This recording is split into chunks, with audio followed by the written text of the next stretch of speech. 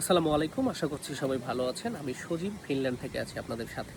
আজকে আমার ভিডিওর বিষয়বস্তু হচ্ছে বিশ্বকাপ ২০২৬ এবং এর নাটকীয়তা।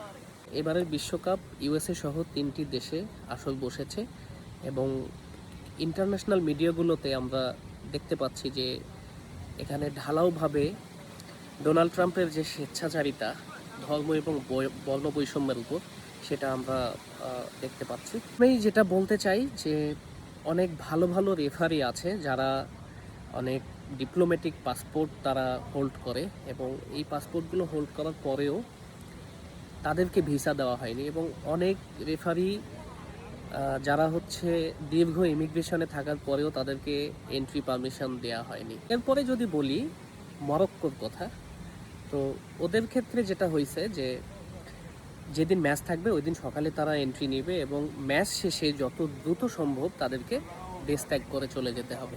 ইরানের ক্ষেত্রে অফিসিয়ালসদের কোনো ভিসা দেওয়া হয়নি বা এন্ট্রি পারমিশন দেওয়া হয়নি, শুধু প্লেয়ারদের জন্য পারমিশন দেওয়া আছে। আমরা সকলেই জানি যে ফিফা ওয়ার্ল্ড কাপ হচ্ছে one of the greatest show on earth. এরকম একটা ইভেন্টে এরকম ধর্ম এবং বর্ণ বৈষম্য সত্যি অবাঞ্ছিত। World cup greatest show on the earth হওয়ার পিছনে মেইন যেটা কারণ আমার কাছে মনে হয় যে এই ইভেন্টটাতে আসলে বিভিন্ন ধর্ম বর্ণ নির্বিশেষে প্রত্যেকটা দেশের মানুষজন আসলে এক হয়ে যায় এবং তারা আমরা কালচার শেয়ার করি, আমরা হচ্ছে আসলে মানে মিলেমিশে একাকার হয়ে যাই।